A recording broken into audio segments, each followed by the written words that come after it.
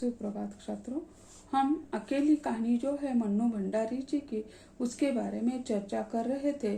तो यहाँ मुख्य पात्र जो है सोमा बुआ, और सोमा बुआ के रिश्तेदारों की शादी है और उसमें वह इन्हें शरीक होना चाहती है। उसे अभी तक न्योता भी नहीं आया है, लेकिन वे बड़े लोग हैं, अमीर लोग हैं, इसी कारण उसके बराबर का कोई तोहफा वो देना चाहती है। इसीलिए वह अपने मृत बेटे की जो बची हुई अंगूठी है वह बेचकर वह तोहफा के लिए कई चीजें खरीद लेती है, और वो भी राधा भाभी के हाथ से खरीद लेती है। राधा भाभी बाजार जाकर वह अंगूठी बेचकर एक सिंदूरदानी, एक साड़ी, ब्लाउज पीस, ये सारा साहित्य लेकर आती है। तो यहाँ तक हम आए थे। सब कुछ देखकर सोमा बुआ प्रसन्न हुई। ये जो चीजें हैं वो देखकर प्रसन्न हुई, और अपने जो बेटे का गम जो था, यह अंगूठी बेचने का गम जो था, वो भूल जाती है और उसकी समधिन की बातें याद करके वह क्या हो जाती है, आनंदित हो जाती है। अब अंगूठी बेचने का गम भी जाता रहा। पास वाले बने के यहाँ से एक आने का पीला रंग लाकर रात में उन्हें साड़ी रंगी। शादी में सफेद साड़ी पहनकर जाना क्या अच्छा लगेगा। रात में तो सोई भी नहीं है और कल के बारे में वो सोचती रही है। वो सफेद साड़ी पहनती है। सफेद साड़ी तो पहनकर शादी ब्याह में नहीं जाना चाहिए, इसीलिए पास के दुकान से वह पीला रंग लाकर सफेद साड़ी को रंगा लाती है और कल के बारे में सोचने लगती है। दूसरे दिन 9 बजते बजते खाने का काम समाप्त कर डाला। अपनी रंगी हुई साड़ी देखा तो कुछ जांची नहीं। फिर ऊपर राधा भाभी के पास पहुंची। क्यों राधा, तू तो रंगी साड़ी पहनती है तो बड़ी आब रहती है, चमक रहती है, इसमें तो चमक आई नहीं। फिर वह उस साड़ी को देखती है तो वह साड़ी चमकी नहीं है। तो वह राधा भाभी से पूछती है, राधा तुम तो रंगीली साड़ी पहनती हो, तो यह मेरी साड़ी क्यों चमक नहीं रही है? तुम्हारी साड़ियाँ तो चमकती रहती है, मुझे तो अनुभव नहीं है रंगीली साड़ी पहनने का। तुमने कलक तो नहीं लगाया अम्मा? थोड़ा सा मार देती तो अच्छा रहता। अभी दे लो, ठीक से हो जाएगी। बुलावा कब का है? तो वो कहती है उसमें स्टार्च, कलप स्टार्च नहीं आपने डाला है, तो थोड़ा सा डाल देती तो अच्छा हो ले जाता। अभी ले लो। वो कहती है मैं उसे अभी क्या दूंगा, वो थोड़ा सा डालकर रख दूंगी। और कब का बुलावा है, कब आपको शादी के लिए बुलावा है? अरे नए फैशन वाले की मत पूछो, आईन मौके पर बुलावा आता है। 5 बजे का मुहूर्त है, दिन में कभी भी आ जाएगा। तो वो कहती है अब नए जमाने वाले ये लोग हैं, तो नई फैशन वाले, किसकी बात मत पूछो राधा। ऐन मौके पर वो क्या करेंगे, हमें बुलावा दे देगा। और फिर क्या, 5 बजे का तो मुहूर्त है, दिन में कभी भी हमें बुला सकते हैं, लेकिन जाने के लिए तैयार तो होना पड़ेगा। राधा भाभी मन ही मन मुस्कुरा उठी। उन्हें बहुत खुशी होती है कि वह इस तरह तैयारियां कर रही है। स्वयं बने चूड़ियां पहने, बेटे की अंगूठी बेचकर सभी साधन लाए, अब साड़ी के बारे में सोच रही है। अभी तक तो बुलावा नहीं आया है, फिर भी ये सारी तैयारियां कर रही है। बुआ ने साड़ी में मार लगाकर सुखा दिया, फिर एक नई थाली निकाली। अपनी जवानी के दिनों के बिना हुआ क्रेशिया का एक छोटा सा मेजपोश निकाला। थाली में साड़ी, सिंदूरदानी, एक नारियल और थोड़े से बताशे सजाए। फिर जाकर राधा को दिखाया। वह शादी में जाने के लिए तैयारी कर रही है, तो वह राधा भाभी ने लाया हुआ सामान वो नई थाली निकालकर उसमें रखती है, और फिर थोड़े बतासे रखती है, नारियल रखती है, और क्रेशिया का जो बड़ा रुमाल बनाया हुआ था अपने जमाने में, वो निकालकर उस पर रखती है। और वो दिखाने के लिए सजाई हुई थाली दिखाने के लिए राधा भाभी के पास पहुंच जाती है। सन्यासी महाराज सवेरे के इस आयोजन को देख रहे थे और उन्होंने कल से लेकर आज तक कोई 25 बार चेतावनी दी थी कि यदि कोई बुलावा न आए तो चली मत जाना, नहीं तो ठीक नहीं होगा। यानी कल से वो देख रहे थे राधा, यानी ये सोमा बुआ कैसी मचल रही थी, कैसी तैयारियां कर रही थी।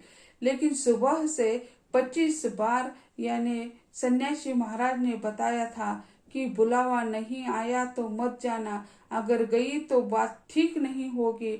ऐसे उन्होंने 25 बार उन्हें सुनाया था।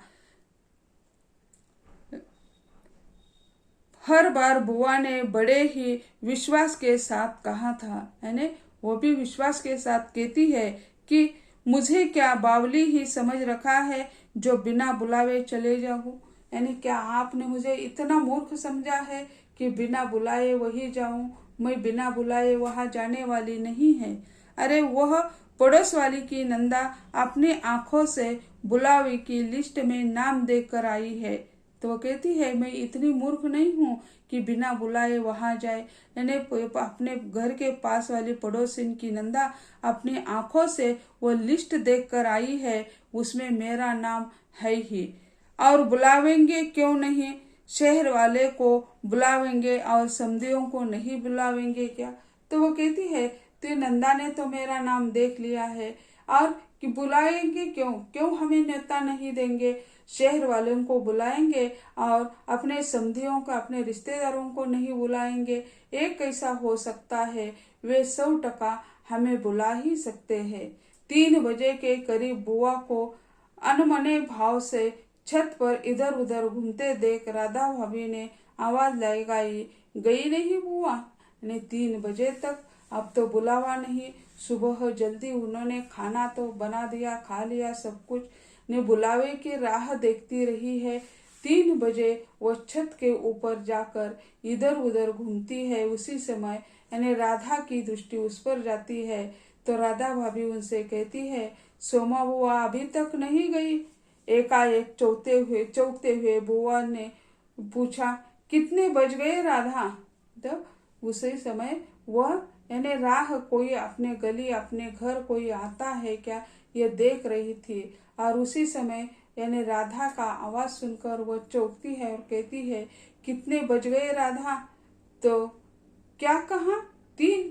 तो वो कहती है कि आपने 3 बजे कहा? सर्दी के दिन तो पता ही नहीं लगता, 3 बजे ही है और धूप सारी छत पर से ऐसे सिमट गई मानो शाम हो गई। तो वो कहती है कि अब सर्दी के मौसम में दिन छोटा होता है, और वो कहती है अब तो 3 बजे, लेकिन ये जो धूप है वो सारी सिमट गई, यहाँ कोई दिखाई नहीं देता है। फिर एकाएक जैसे ख्याल आया कि वो तो भाभी के प्रश्न का उत्तर नहीं हुआ, जो जरा ठंडे स्वर में बोली, मुहूर्त तो 5 बजे का है, जाऊंगी तो 4 तक जाऊंगी। तो वो कहती है, मन ही मन उसके ध्यान में आता है कि राधा भाभी के प्रश्न का उत्तर हमने दे ही दिया।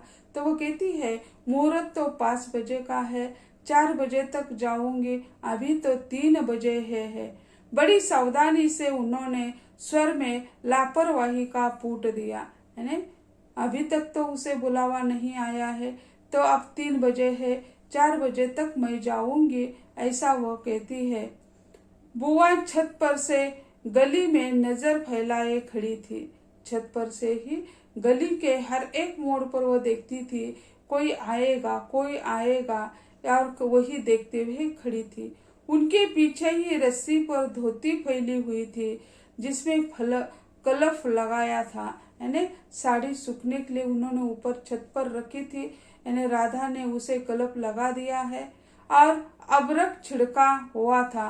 अबरक के बिखरे हुए कण रह कर धूप में चमक रहे थे, ठीक वैसे ही जैसे किसी को भी गली में घूमता देख बुआ का चेहरा चमक आता था।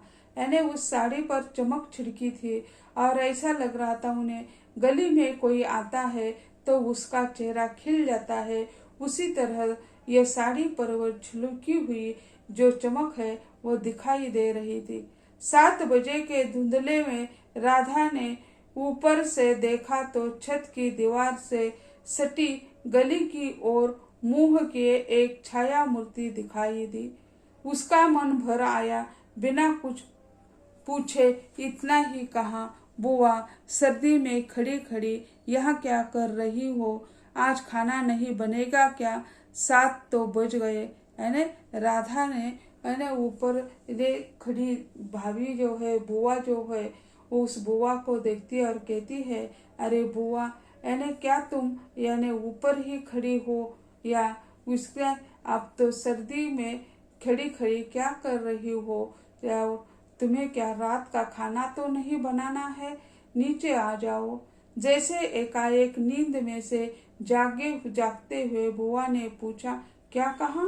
7 बज गए? तो वो कहती है, क्या कहा तुमने राधा? 7 बज गए? फिर जैसे अपने से ही बोलते हुए पूछा, पर 7 कैसे बज सकते हैं? मुहूर्त तो 5 बजे का था। तो वो कहती है, 7 कैसे बज सकते हैं? मुझे तो शादी में जाना था। 5 बजे का मुहूर्त है, अब 7 बज गए तो यानी शादी तो हो चुकी है। और फिर एकाएक ही सारी स्थिति को समझते हुए स्वर को भरकस संयम बनाकर बोली, अरे खाने का क्या है, अभी बना लूंगी। 2 जनों का तो खाना है, क्या खाना और क्या पकाना। फिर वो कहती है, राधा भाभी के प्रश्न का उत्तर देती है कि यानी बहुत संयम रखती है और कहती है, अरे खाना का क्या, अभी बनाऊंगी, अभी तो 7 बज चुके हैं। दोनों का ही तो खाना बनाना है, तो यानी कितना समय लगता है दोनों का खाना बनाने का? क्या खाना और क्या पकाना, यानी खाना बनाने और खाने में क्या रखा हुआ है? आज वो बहुत दुखी दिखाई देती है। फिर उन्होंने सूखी साड़ी को उतारा, नीचे आकर अच्छी तरह से उसकी तह की, धीरे धीरे हाथों में चूड़ियां खोली, थाली में सजाया हुआ सारा सामान उठाया और सारी चीजें बड़े जतन से अपने एकमात्र संदूक में रखी। फिर वो क्या कर दिया, उन्होंने जो रस्सी पर सूखने के लिए साड़ी रखी थी वो उठा ली और अच्छी ढंग से उसकी तह करना यानी उसकी मराठी में उसे कहते हैं घड़ी करना, ठीक ढंग से रखा। और धीरे धीरे हाथों में जो उन्होंने हरी और लाल चूड़ियां पहन रखी थी वह भी धीरे धीरे उसे उतार लेती है और जो थाली में सजाया हुआ सामान था वह भी यानी अच्छी ढंग से उठाकर बड़ी जतन से वह अपनी संदूक में रखती है, क्योंकि उन्होंने अपने बेटे की जो अंतिम निशानी थी वह बेचकर यह सारा सामान लाया था। यानी बताशे भी बाजार से लाए थे, नारियल लाया था और वो सिंदूरदानी लाई थी, साड़ी, ब्लाउज पीस, ये सारा सामान उठाकर संदूक में रखती है और फिर बड़े ही मुरझे हुए दिल से अंगीठी जलाने लगती है। फिर वह बहुत दुखी होकर वह चूल्हा जलाती है और रात का खाना बनाने में व्यस्त रहती है। तो यानी जी तोड़कर दूसरों के घर में काम करने वाली ये बुआ जो है वह अकेली ही वहीं पे रहती है। उनका दर्द यहाँ यानी चित्रित करने का प्रयत्न लेखिका ने कर दिया है। तो बेटा गुजर जाने के बाद पति तो घर छोड़कर चले गए, सन्यासी बन गए। रिश्तेदारों के यहाँ वह अपना स्थान बनाना चाहती है, लेकिन ये शहर के जो रिश्तेदार जो है उनके देवर के ससुराल के लोग हैं, तो उन्होंने तो उसे नहीं बुलाया, लेकिन अपनी शक्ति के अनुसार उन्होंने यानी तोहफा या शादी में देने के लिए चीजें खरीदी थी, लेकिन उसे बुलावा तक नहीं आया। तो वह बहुत कमजोर, बहुत क्षीण बन चुकी है कि इन लोगों ने हमें कैसे भूला दिया। और इसी तरह यह अकेली कहानी में यानी लेखिका ने एक स्त्री का दर्द चित्रित करने का प्रयत्न कर दिया है। एक गांव में एक नहीं तो अनेक स्त्रियां मिलती है, तो उनका यह दुख यानी आधुनिक काल की जो लेखिका है उन्होंने स्पष्ट करने का प्रयत्न कर दिया है। तो ऐसे ही अकेली नामकरण जो है वो नामकरण भी हमें सार्थक लगता है, क्योंकि अकेली ही रहकर यानी समाज के जो रीति रिवाज परंपरा है उसका वहन करने का प्रयत्न वह इन्हें अपनी शक्ति के अनुसार करती है और सभी को सहायता करती है। तो छात्रों, आज यह कहानी यहीं पे समाप्त हो गई। अगले लेक्चर में उसके बारे में जो प्रश्न होंगे उसके बारे में हम चर्चा करेंगे। धन्यवाद।